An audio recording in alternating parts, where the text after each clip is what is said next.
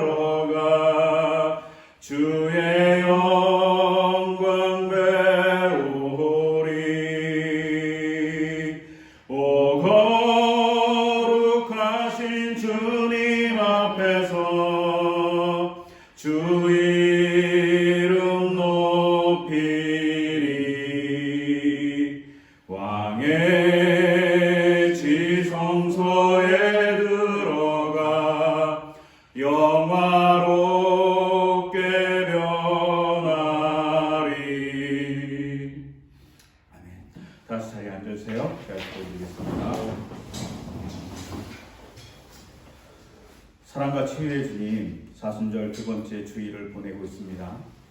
우리의 사순절은 우리에게 혹독하기에 그지없습니다. 꼭 감옥에 감금당한 것 같고 지단한 터널을 지나고 관계가 다 끊어진 아픔 같은 시절을 보냅니다. 이 코로나19의 사태가 우리의 삶을 돌아보게 하지만 우리의 아픔 또한 기쁘게 합니다. 주님, 우리의 삶의 자리를 되새김질하면서 그럼에도 불구하고 반성해 봅니다. 자연을 우리 마음대로 이용했습니다. 그들의 신음에, 그들의 아픔에 우리는 아랑곳하지 않았던 그 모습이 바로 우리에게 있음을 고백합니다. 또 우리의 욕구를 채우기 위해서 동물을 학대하고 동물들을 우리 마음대로 이용했음 또한 고백합니다. 우리의 이익을 위해서 사람들을 마음대로 이용했음 또한 고백합니다. 자연을 교란시키기까지 했습니다. 주님, 우리의 삶의 자리와 전 세계의 소비가 우리의 어려움을 만들어낸 또 하나의 단초임을 우리가 고백합니다. 이 자리 우리에게 지혜를 주시며 치유의 은혜를 허락해 주시기를 소망하며 또 바른 행동을 할 수 있도록 우리 이끌어 주시옵소서. 주님의 사랑을 우리는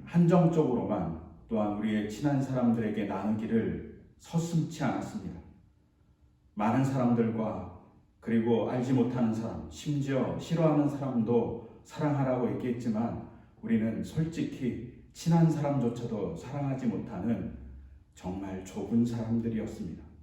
그 좁음이 우리에게 아픔을 만들어냈고 그 좁음이 우리의 삶을 고단하게 합니다. 주님, 우리가 조금 더 넓게 사랑할 수 있도록 우리의 마음속 자리를 넓혀주시기를 소망합니다. 더불어서 우리 교회의 성도들과 우리 교회를 위해서 기도합니다. 우리 교회가 주님의 뜻에 합당하게 바르게 서게 하시며 공동체가 서로 은혜를 나눌 수 있고 그 은혜를 나눌 수 있는 공간을 허락해 주시기를 소망합니다. 서로가 공감하며 그리고 서로가 교감할 수 있는 공동체가 되게 하시고 서로를 위해서 울음 한 자락, 미소 한 소금, 그리고 사랑의 기쁨의 사랑을 나눌 수 있는 공동체가 되기를 소망합니다. 또한 우리 공동체원들 중에 아픔이 있는 자리에겐 치유의 손길을 허락하여 주시고 경제적으로 무거운 짐을 진 분들에게는 주님께서 그 짐을 나눠주시고 그 아픔들을 해결해 주시기를 소망합니다. 마음 혼란스러운 곳에서는 주님의 평화가, 아이들에게는 주님의 지혜와 건강함이 있기를 소망합니다. 또 새로 태어날 아이에게는 주님의 안전함과 지켜주심으로 온전히 이 땅에 햇빛을 볼 수 있는 귀한 태어남이 될 수 있도록 주께서 지켜주시옵소서. 또한 신앙인으로서 우리가 은혜 받고 서로 나누는 이 자리가 주님의 은혜가 넘치는 자리가 되게 하시고 특히 우리 가정이 그런 가정이 될 수 있도록 주께서 도와주시옵소서. 또한 우리 사회가 하나님께 합당한 사회가 되게 하시며 거짓이 조금은 멈추고 그리고 서로에게 아량 있는 눈길을 바라볼 수 있는 사회가 될 수 있도록 주께서 도와주시옵소서. 주님, 또한 이 혹독한 계절 주님 굶주리고 아픈 백성들을 지켜주실 것을 소망하며 이 시간 주님과 나만이 아는 죄를 생각하며 침묵으로 이 시간 기도드리겠습니다.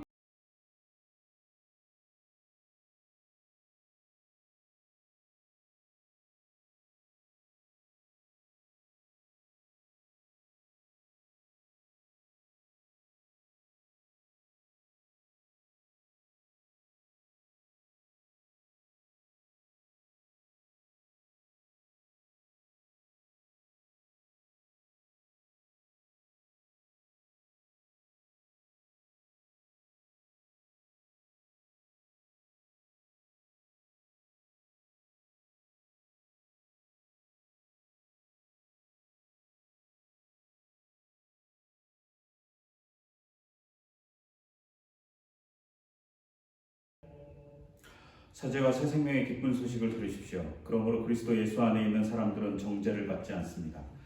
그것은 그리스도 예수 안에 생명을 누리게 하는 성령의 법이 당신을 죄와 죽음의 법에서 해방해 주셨기 때문입니다. 이제 이 말씀을 따라 사제와 생명의 은총이 여러분에게 성령을 통하여 임하였음을 선언합니다. 아멘. 이 시간 우리의 신앙 고백을 다 같이 드리겠습니다. 나는 전능하신 아버지 하나님 천지의 창조주를 믿습니다. 나는 그의 유일하신 아들 우리 주 예수 그리스도를 믿습니다.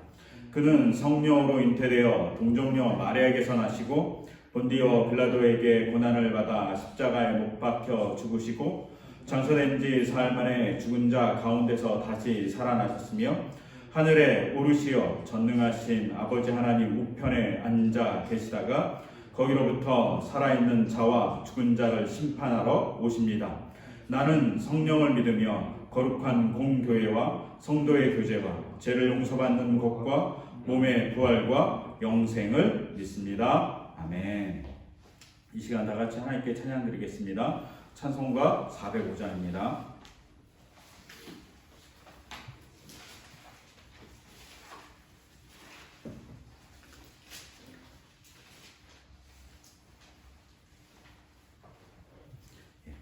찬송가 405장 같이 하나님께 찬양 드리겠습니다. 주의 친절한 발에 안기세 우리 마음이 평안하리니 항상 기쁘고 복이 되겠네. 영원하신 발에 안기세 주의 발에 그 크신 발에 안기세 주의 발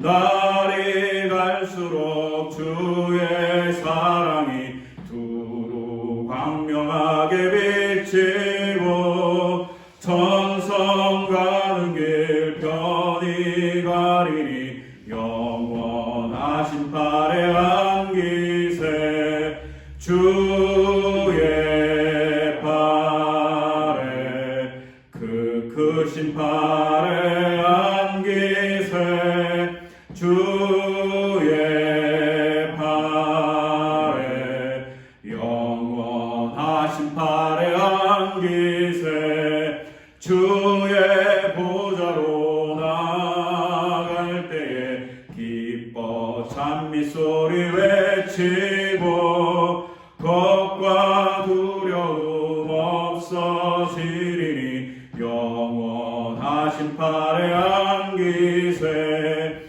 주의 팔에 그 크신 팔에 안기세 주의 팔에 영원하신 팔에 안기세.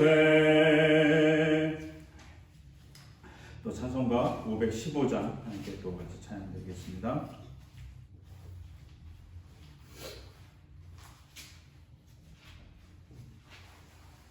예, 같이 찬양드리겠습니다. 눈을 들어 산을 보라 어지러운 세상 중에 곳곳마다 상한 영의 탄식 소리 들려온다. 빛을 잃은 많은 사람 길을 잃고 헤매이며 당자처럼 기진하니 믿는 자여 어이할고 눈을 들어 하늘 보라 어두워진 세상 중에 외치는 자만 것만은 생명수는 말랐어라. 죄를 대속하신 주님 선한 일꾼 찾으시나 대답하리 어디 있나 믿는 자여 어이할고 눈을 들어 하늘 보라 살아계신 주 하나님 약한 자를 부르시어 하늘 뜻을 전하셨다. 생명수는 홀로 예수 처음이요 나중이라. 주님 너를 부르신다. 믿는 자여 어이할고. 다 같이 가시겠습니다. 눈을 들어 하늘 보라 다시 사신 그리스도 만 백성을 사랑하사 오래 참고 기다리네. 인내하신 우리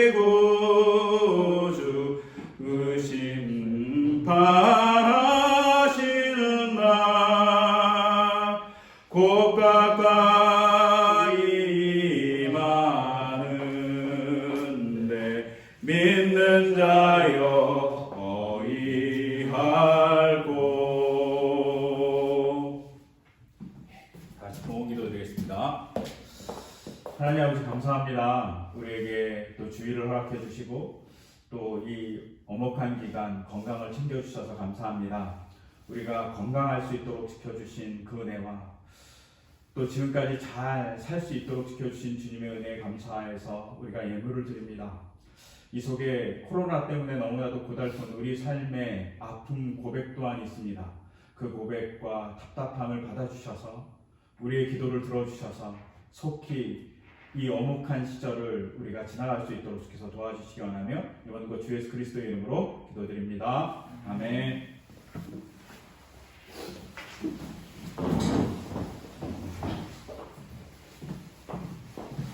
이 시간 하나님의 말씀을 같이 보겠습니다. 하나님의 말씀은 주보에 있습니다.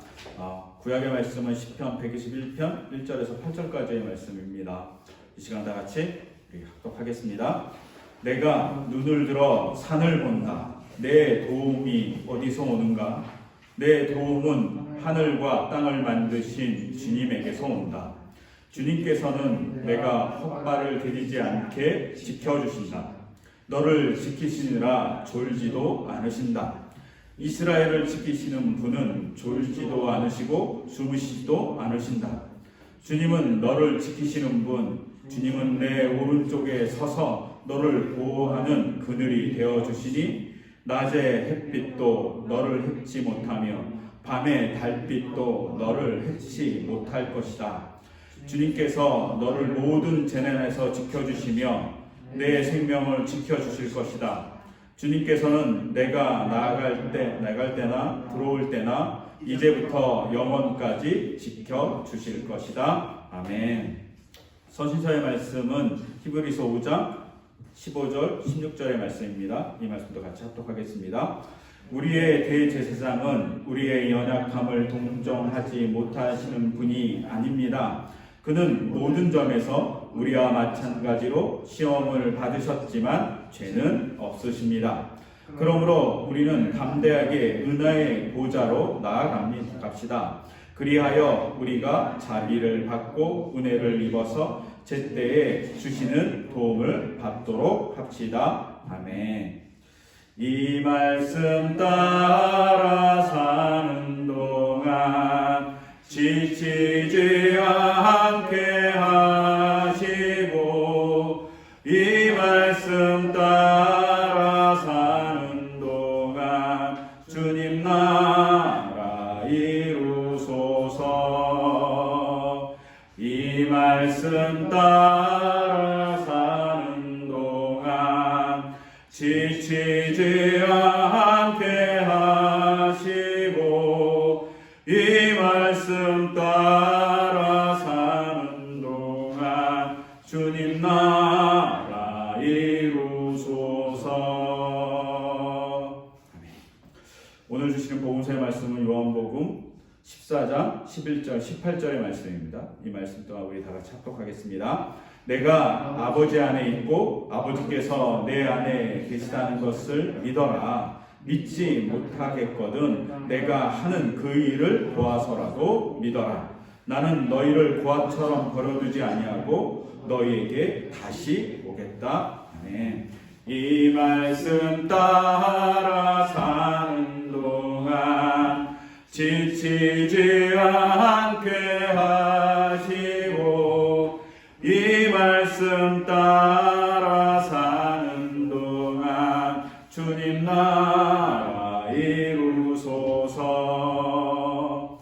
이 말씀 따라 사는 동안 지치지 않게 하시고 이 말씀 따라 사는 동안 주님 나라 이루소서. 아멘. 예, 같이 말씀을 나누려 하는데요. 한 1997년 IMF 사태가 이렇게 터지고 나서 제가 이제 교육자 생활을 시작했어요. 그리고 그 당시 이제 노숙자들도 되게 많아서 노숙자 봉사도 이렇게 가끔마다 가기도 했어요. 근데 제가 알던 성도 중에 한 분이 이제 회사가 어려워지니까 설계사였는데, 그러니까 건축 설계사였어요. 회사가 어려워지고 이렇게 전망을 보고 건축 경기가 별로 안 될 것 같으니까 설계사 업무를 그만두고 사업을 하겠다고 설계사를 그만두신 거예요.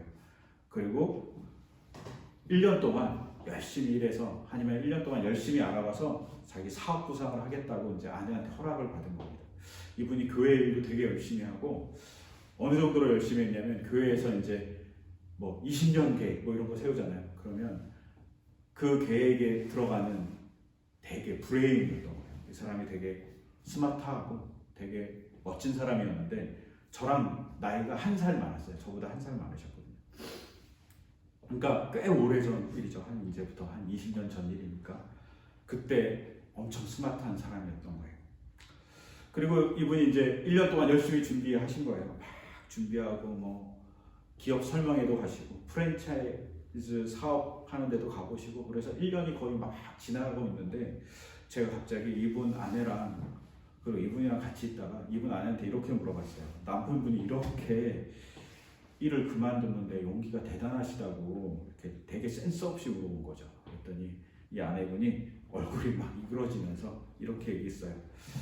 자신이 해오던 건축 설계 일을 내려놓고 평생 길을 찾는다고 1년을 투자한다고 얘기했을 때 마음이 되게 힘들었다는 거예요. 근데 이 사람이 신중한 사람이라. 그래서 믿는 마음으로 이 사람을 응원하기 위해서 1년을 기다리기로 했다고. 그래서 1년을 묵묵히 지금 기다리고 있다고. 근데 이때 둘째가 태어났어요. 그러니까 되게 상황이 그리 좋지 않은 거예요.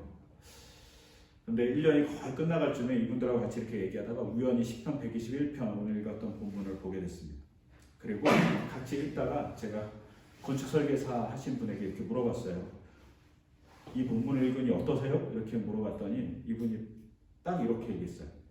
첫 소절의 상황이 자신의 상황하고 되게 비슷한 것 같다고. 첫 소절을 한번 보세요. 내 눈을 들어 산을 본다. 내 도움이 어디서 오는가. 이분이 이 얘기를 하면서 자기가 지금 첩첩산중에 갇혀 있는 것 같다. 어디로 갈지 몰라갖고 헤매고 있는 것 같다. 너무 괴로운 상황인데 이 첫 절의 이야기가 자기 이야기 같다고 그러시는 거예요. 그 순간 머리를 한 대 쾅 맞은 것 같은 거예요. 왜냐하면 어쩌면 이분의 해석이 맞는 해석일 수 있기 때문이에요. 보통은 이제 내가 눈을 들어 산을 본다 하면서 그 산이 시온산이거나 예루살렘이거나 하나님의 성산일 가능성이 있다라고 많은 사람들이 얘기해요. 그 해석도 타당한 해석이고 맞는 해석일 수 있어요. 그런데 여기 오해가 하나 있습니다. 무슨 오해가 하나 있냐면 내가 눈을 들어 산을 본다 할 때 이 산이 단수가 아니라 복수예요. 히브리어. 그러니까 산들을 본다고 그러는 거예요. 아니면 산맥을 본다고 얘기할 수 있어요. 근데 산을 본다고 하는 거 말고 산들 혹은 산맥을 본다고 하면 산들이라고 했을 때는 첩첩산중에 갇혀있는 상황을 얘기할 가능성이 되게 많아요. 또 우리가 이 본문에 오해가 하나 더 있는데 되게 유명한 찬양 중에 하나님은 너를 지키시는 자라는 유명한 찬양이 있어요. 근데 그 후렴구에 이렇게 되어 있어요. 눈을 들어 산을 보아라. 너의 도움이 어디서 오나. 근데 시편 121절은 너의 도움이 아니라 나의 도움이라고 얘기해요. 나의 도움이 어디서 오지? 이렇게 얘기합니다.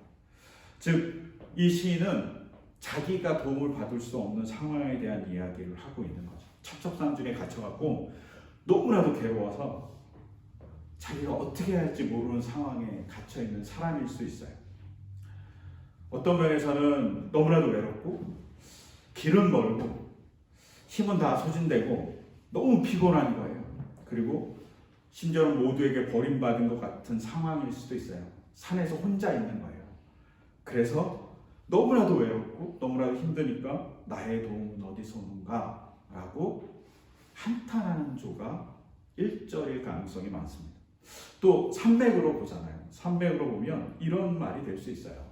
정말 자기가 인간답게 하나님의 말씀으로 선한 사람으로서 살아가고 싶어요. 그리고 정의롭게 살아가고 싶어요. 그런데 그렇게 살아갔는데 세상이 장벽같이 느껴지는 거예요. 갈 길이 없어요.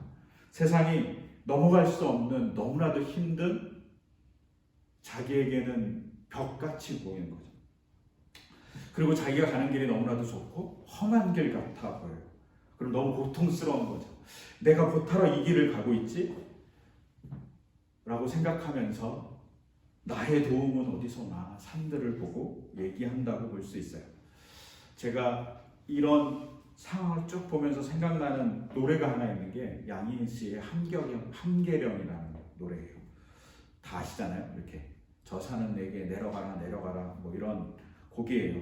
근데 이 곡의 원래 작사자는 정덕수라는 사람의 시예요. 그러니까 정덕수님의 시를 노래로 만든 거예요. 하덕규 씨가. 근데 함계령에서라는 시의 첫 소절을 제가 이렇게 주보에 실어놨어요. 거기 보시면 이렇게 되어 있어요. 온정일 서북 주름을 헤매며 걸어왔다. 안개구름에 길을 잃고 안개구름에 흠씬 젖어 오늘 하루가 아니라 내일생 고스란히 천지창조전의 혼돈 중에 헤매일지 36,500날을 딛고 완숙한 늙음을 맞이하였을 때 절망과 체념 사이에 희망이 존재한다면 담배 연기빛 푸른 별은 돋을까라고 첫 연이 됩니다. 그러니까 자기가 처해 있는 한계령에서 이렇게 보고 있는 상황이, 자기가 처해 있는 상황이 창조의 혼돈 같다는 거예요. 이 시인은. 그리고 36,500날이잖아요. 그러니까 500살이잖아요. 500살이 된 늙은이가 되어서 삶을 딱 조망하면 그래 이제는 완숙한 늙은이로 삶을 보니까 절망과 체념 사이에 희망이 있었구나 라고 고백할 수 있을까? 그것이 꼭 담배 연기빛 푸른 별이 솟아오르듯이 나에게 솟아오를 수 있을까? 뭐 이런 한탄 비슷한 시인 거예요. 이 정덕수라는 분이 이렇게 한탄스럽게 한계령에서 어린 시절 너무너무 고생해서 그 고생의 아픔 때문에 한계령을 위해서 이렇게 썼다는 거예요. 이 모습이 꼭 121편의 시인의 모습하고 너무나도 유사하죠. 막 자기가 너무나도 괴로운 거죠. 내가 눈을 들어서 산을 보니까 정말 나의 도움은 없구나. 근데 이 시를 히브리어로 읽으면 조금 더 놀라워져요. 어떻게 놀라워지냐면 내가 눈을 들어라는 이 말이 히브리어에는 시제가, 우리는 과거, 현재, 미래 이렇게 있지만 시제가 두 개밖에 없어요. 완료랑 미완료밖에 없어요. 근데 눈을 들어서 산을 본다는 게 완료가 아니라 미완료로 되어 있어요. 이 용법이 두 가지예요. 하나는 계속 보고 있다 이런 말이에요. 지속의 동작을 할 때 미완료를 써요. 또 하나는 뭐냐면 그림같이 그릴 때, 회화적으로 그릴 때 미완료를 써요. 아마도 이 두 가지 용법일 가능성이 되게 많아요. 그러니까 이 사람이 산을 뚫어지게 보고 있는 거죠. 나의 도움이 어디서 올까? 대체 나는 누가 도와주나? 라고 하면서 한탄조로 막 얘기하는 거예요. 이게 시인의 한탄이죠. 121편의 시자가 너무나도 괴로워서 1절에 이야기하고 있는 모습이에요. 근데 이 모습과 비슷하게 정덕수님의 함계령에서라는 시의 두 번째 말의 첫 소절은 저 산은 추억이 아파오는 내게 이렇게 얘기합니다. 추억이 아파온다고 자기 모습을 얘기하죠. 자기 추억이 너무 아픈 거예요. 자기의 과거가 너무 아파갖고 울 수밖에 없는 사람이라고 얘기하는 거예요. 자기 과거만 보면 아프기만 한 과거인 거예요. 이 시인도 마찬가지예요. 산을 보니까 너무 아픈 거예요. 자기가 그동안 걸어왔던 길이 너무 실망스럽기도 하고 사람들의 배신이 너무나도 아프기도 하고 자기가 뚫어지게 산을 보니까 산이 압박하는 것 같이 누군가 자기를 압박하는 그 모습이 너무나도 괴롭기도 하고 산의 무게가 자기가 지금 짊어지고 있는 삶의 무게로 다가오니까 너무 무겁기도 하고 산을 뚫어지게 보면 볼수록 괴로운 거죠. 즉 정덕수님이 추억이 아파오는 것 같이 이 사람은 자기가 지금 겪고 있는 모든 삶을, 과거를 회고하면서 신음하는 짐승 같아요.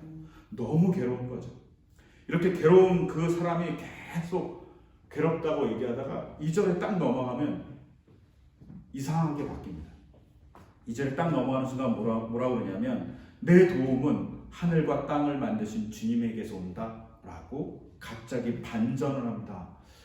왜요? 시각의 변화가 생겼습니다. 어디를 보냐면 산만 보는 게 아니라 하늘도 보고 있는 거죠.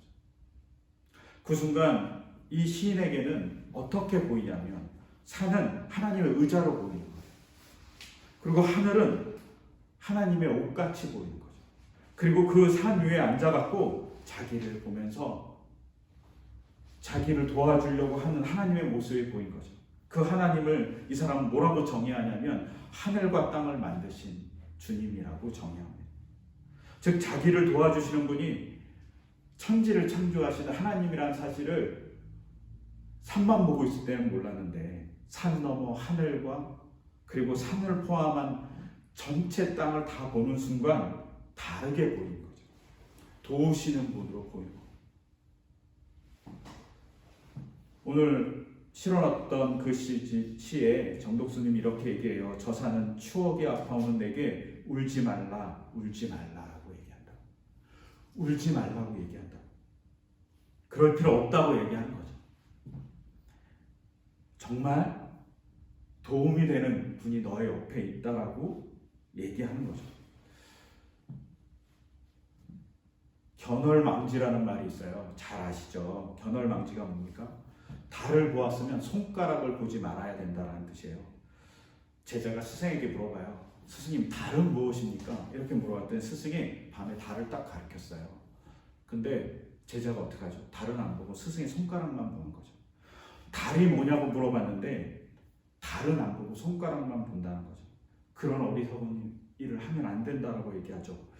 시편 121편 시자는 뭐라고 하냐면 내가 산만 봤다고, 산만 볼 때는 내 도움이 어디서 오냐고 한탄만 했다고 얘기합니다. 그런데 어느 순간 시선을 조금 바꿔갖고 산과 하늘을 보고 그 또한 산을 포함한 모든 땅과 모든 하늘을 봤을 때 자기 눈에 누가 들어오냐면 바로 천지를 만드신 하나님이 자기 눈에 들어왔다라고 얘기하고 있는 거죠. 그리고 그 하나님이 자기를 도와주시는 분으로서 존재한다는 경험을 하게 됐다고 얘기합니다. 그러면서 3절부터는 이상하게 바뀌어요. 3절을 쭉 보면 이렇게 얘기하죠. 주님께서 내가 너잖아요. 너가 헛발을 디디지 않게 지켜주신다. 3절부터는 나에 대한 얘기를 하지 않아요. 누구에 대한 얘기를 하냐면 너에 대한 얘기를 하는 거예요. 하나님이 너에게 헛발을 디디지 않게 해주실 거야 라고 얘기합니다. 3절과 2절 사이에 뭐가 있는지 알 수 없어요. 즉 여러분 나를 보세요. 나는 옛날에 이렇게 한탄하던 사람이었고 하나님을 되게 원망하던 사람이었고 대체 나는 도움이 어디서 오는지 모르겠다라고 한탄하던 사람이었는데 지금 나를 보세요. 나는 그 힘든 산을 통과하는 인생의 아픔에서 하나님의 인도를 경험한 사람입니다 라고 얘기해주는 모습이 있어요. 이 모습에는 어떤 전제가 따냐면 이 사람을 다 알고 있다라는 거예요. 이 사람이 누군지 알고 있어요. 이 사람이 어떤 사람인지 이 시를 듣는 사람들은 대부분 알고 있는 거죠. 우리가 쉽게 얘기하면 인생의 역전을 맞이한 사람이라고 볼 수 있죠. 인생의 역전을 맞이한 사람이 자기의 모습을 보고 보십시오. 내가 헛발을 디디지 않았습니다. 왜? 졸지도 주무시지도 않는 하나님이 나를 인도해 주셨기 때문입니다. 라고 얘기합니다. 심지어 3절과 4절은 끊임없이 졸지도 않고 주무시지도 않는다는 얘기를 계속 반복해서 얘기해요. 이 말은 탈출구 없는 인생에서 하나님이 이렇게 이끌어줬다고 얘기하는 아주 중요한 이야기가 됩니다. 이 말 속에는 뭐가 하나 더 포함되어 있냐면 인생이 원망하고 하나님이 없어! 라고 막 하나님을 원망할 때도 하나님은 우리를 원망하거나 우리를 버리지 않는다는 거죠. 하나님은 우리를 끊임없이 챙겨주는 분으로서 존재한다고 얘기하죠. 우리가 그렇잖아요. 보통 저도 그렇지만 누군가 저에게 되게 섭섭하게 해요. 아니면 저를 너무나도 괴롭혀요. 그럼 어떡하죠? 그 사람하고 별로 만나지도 않고요. 그 사람을 도와줄 생각도 하지 않아요. 그런데 하나님은 아무리 인간이 섭섭하게 할지라도 도와준다고 얘기합니다. 그것을 알 수 있는 게 우리가 주중에 성서 일과 중에 로마서 5장 8절을 읽었어요. 그 로마서 5장 8절에 이렇게 되어 있어요. 그러나 우리가 아직 죄인되었을 때에 그리스도께서 우리를 위하여 죽으셨습니다. 이리야 하나님께서 우리에게 대한 자기의 사랑을 실증하셨습니다. 이렇게 되어 있어요. 즉 하나님이 우리가 정말 쓸모없고 죄인, 하나님과 완전 결별된 상태임에도 불구하고 하나님은 그것 손을 놓지 않는다라고 얘기하는 거죠. 그리고 지켜주시고 심지어 자기 아들을 십자가에 달리게 할 정도로 우리를 사랑하셨다라고 얘기하는 것이 우리가 읽었던 성서일과의 로마서 5장 8절의 이야기입니다. 이 말씀과 같이 연결하면 오늘 본문에서 하나님은 인간이 끊임없이 하나님을 원망해도 하나님은 그를 놓지 않는다는 거죠. 어떻게 놓지 않냐면 5절 이하부터 이렇게 얘기합니다. 하나님은 그늘이 되어주신다라고 얘기합니다. 그러면서 뭐라고 얘기하면 낮의 해도 그리고 밤의 달빛도 그를 해치 못하게 그늘이 되어주신다고 해요. 그런데 뭐라고 얘기하냐면 내 오른쪽에서 그늘이 되어주신다고 얘기해요. 되게 이상하거든요. 왜냐하면 오른쪽이란 말은 히브리 사람들에게 힘이에요. 힘이면 옆에서 자꾸 막 이렇게 세워주고 아니면 불끈불긋하게 에너지를 막 줘야 되는 건데 그렇게 얘기하지 않으시고 뭐라고 얘기하냐면 내가 그늘이 되어줄게. 힘인 분이 그늘이 되어줘요.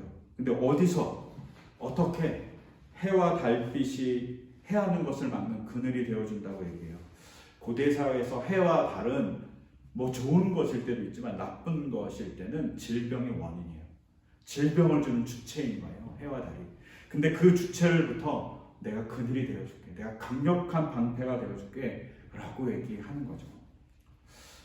오늘날도 마찬가지인 것 같아요. 우리가 코로나 사태를 막 지나가고 있어요. 방역 열심히 해야 되고 서로 열심히 치료제를 만들어야 되는 일도 있어요. 근데 우리가 해야 될 일 중에 하나는 하나님이 그늘이 되어서 우리를 막아달라고 고백하고 기도하는 것들이 우리에게 필요하다고 생각돼요. 그리고 우리가 소망해야 될 우리의 실정이라고 생각합니다. 이렇게 막아주시는 하나님이 7절과 8절에 내려가면 어떻게 되시냐면 뭘 지켜주시는 분이 되냐면 재난에서 지켜주시는 분이라고 얘기해요. 그리고 생명을 지켜주시는 분이라고 얘기해요. 이것을 개역개정 성경은 뭐를 지켜주는 분이라고 얘기하냐면 영혼을 지켜주는 분이라고 얘기해요. 그러니까 생명과 영혼 너무 다르잖아요.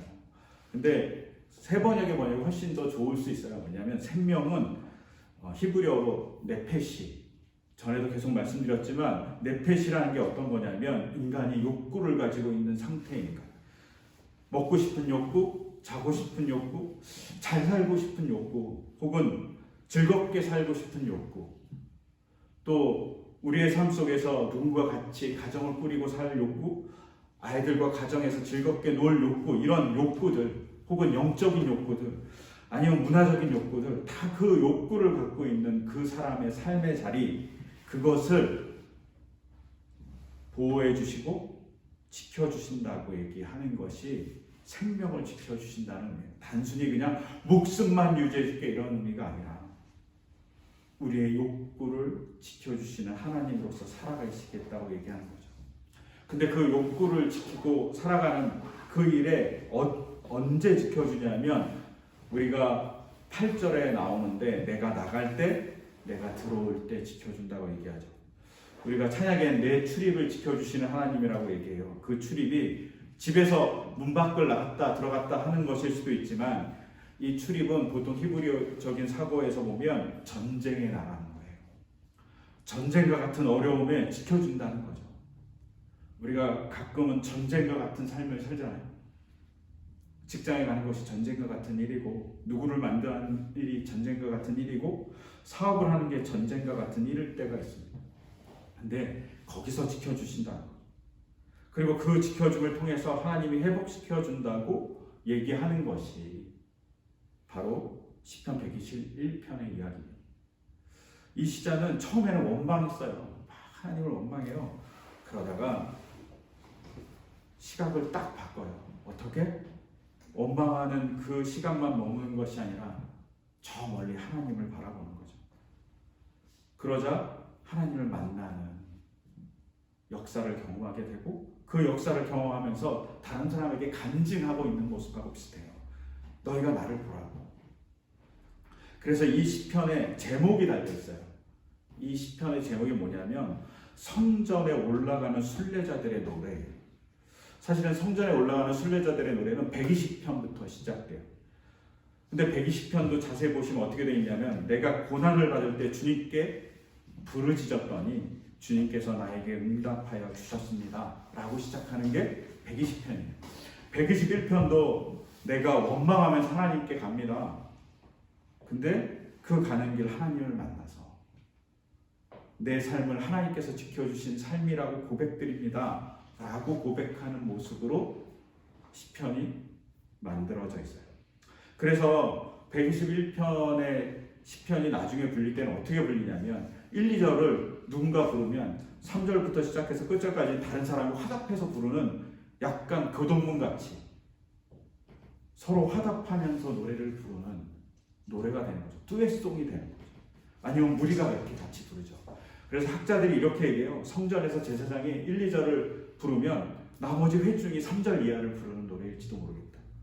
아니면 너무 인생에 좌절한 아들을 예루살렘의 성전으로 보내면서 예배드리라고 아버지가 1, 2절을 부르면 너 이렇게 괴롭지? 라고 부르면 아들이 3절 이하로 화답하면서 부르는 노래일 수 있다.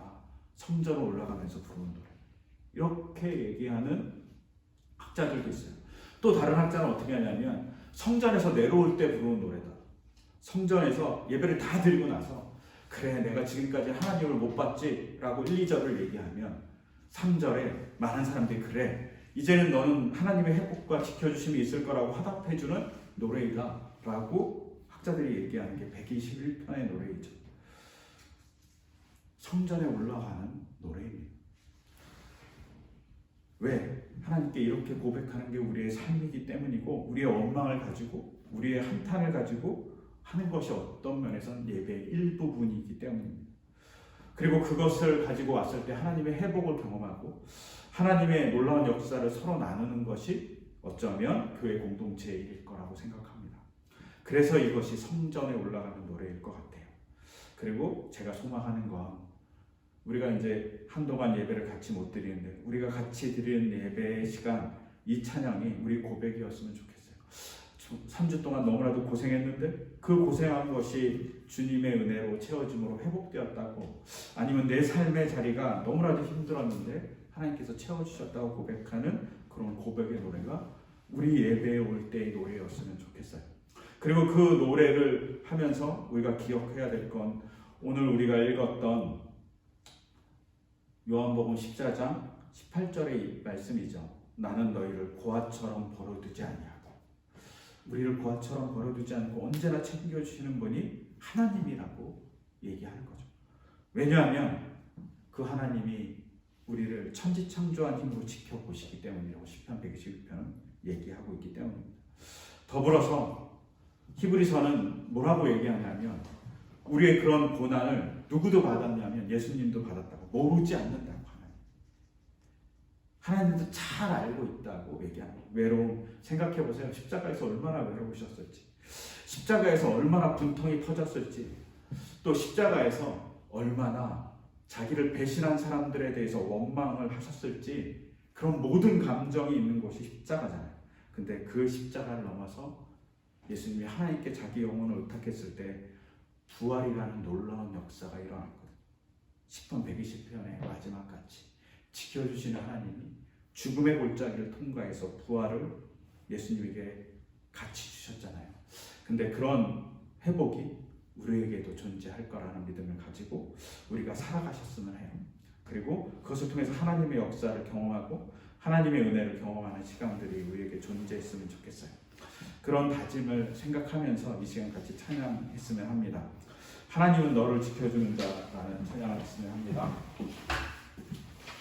우리 다 같이 일어나셔서 하나님은 너를 지키시는 자 너의 우편에 그늘 되시니 낮의 해와 밤의 달도 우리를 해치 못합니다. 또 그는 우리의 출입을 지켜주십니다. 그리고 그 출입을 지켜주시는 분이 높은 산을 자기 의자 삼아 하늘을 자기 보좌 자기의 두루마리 삼아서 우리를 지켜보고 계십니다. 그리고 그 하나님 우리를 지켜보시고 계심을 통해서 우리 어려움들이 해결될 것을 바라는 마음으로 같이 이 시간 찬양드렸으면 합니다. 하나님은 너를 지키시는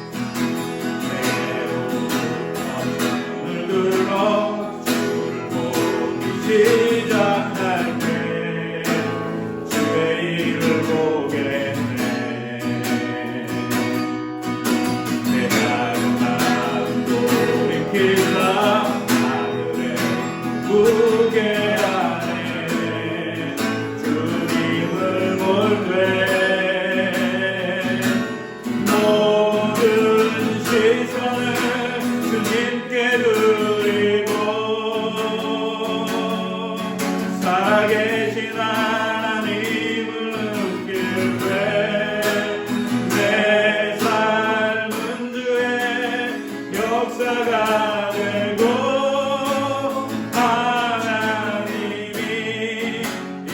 일하기 시작하네. 모든 시선을 주님께 드리고 전능하신 하나님을 느낄 때 세상은 주의 나라가 되고 하나님이 일하기 시작하네. 모든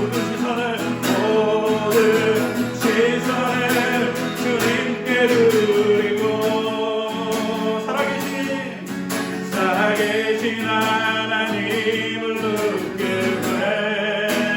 때내 삶은 주의 역사가 되고 하나님이 일하기 시작하네.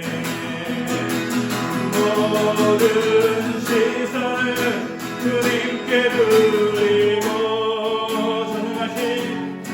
전능하신 하나님을 느낄 때 세상은 주의 나라가 되고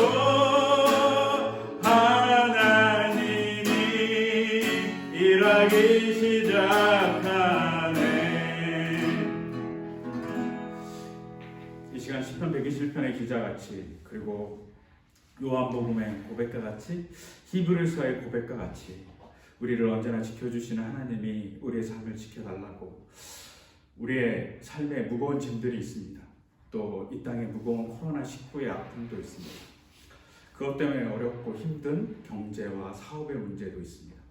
그런 문제를 잠깐 이 시간 우리 마음으로 고백드리면서 잠깐 기도 드리겠습니다.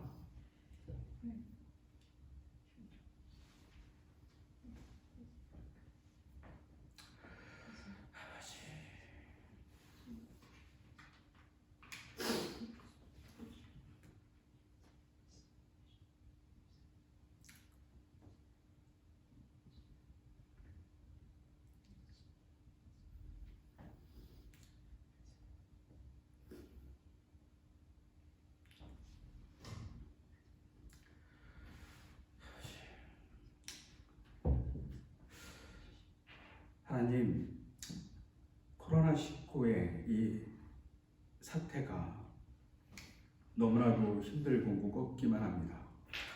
앞길이 보이지도 않기도 합니다. 자영업자들은 신음하고 있고 또 많은 사람들이 갇혀 지내야만 합니다. 방역의 땀방울은 너무나도 무겁게 흐릅니다. 하나님, 우리의 삶의 자리를 지켜주시기를 소망합니다. 우리가 꼭 산에 갇힌 것 같습니다. 그때 주님을 바라보게 하시고 주님의 역사를 만날 수 있도록 인도해 주시기를 소망합니다. 우리가 헛발디디지 않도록 주께서 한 걸음 한 걸음 주님의 발걸음으로 인도해 주시기를 소망합니다. 또 삶의 무거운 짐을 지고 있는 우리의 삶의 자리가 있습니다. 경제적으로 혹은 마음으로, 진로로, 혹은 관계로, 혹은 몸의 질고로, 기타 등등의 많은 것들 때문에 우리가 아파합니다. 그때 주님이 보이지 않고 우리가 꼭 버림받은 것 같습니다. 그때도 우리의 투덜거림과 우리의 보지 못함을 책망하지 않고 언제나 우리를 인도해 주시는 주님이 계심을 믿습니다. 우리가 죄인 되었을 때도 우리를 사랑하셔서 십자가에 못 박으신 주님의 사랑을 믿으며 우리의 많은 고뇌를 주님께 기도합니다. 그때 우리를 지켜주시고 인도해 주시기를 간절히 소망합니다. 그런 주님 우리를 지켜주시기를 소망하며 주님이 그대 앞에 계셔서 그대에게 바른 길 보이시기 바랍니다. 주님이 그대 곁에 계셔서 그대를 팔로 껴안아 지키시기 바랍니다. 주님이 그대 뒤에 계셔서 못된 사람들의 흉계에서 그대를 보전하시기 바랍니다. 주님이 그대 아래에 계셔서 그대가 떨어지면 받아주시고 그대를 덫에서 끄집어내시기 바랍니다. 주님이 그대 안에 계셔서 그대가 슬퍼할 때 그대를 위로하시기 바랍니다. 주님이 그대 둘레에 계셔서 남들이 그대를 덮칠 때 막아주시기 바랍니다. 주님이 그대 위에 계셔서 그대에게 복 주시기 바랍니다. 이처럼 그대에게 은혜로우신 하나님이 복 주시기 바랍니다. 이제는 주 예수 그리스도의 은혜와 하나님 아버지의 극진하신 사랑과 성령님의 감동하시고 우리를 인도하시는 그 발걸음이 우리의 삶의 어지러움 속에 같이 하시기를 간절히 축원하옵나이다. 아멘.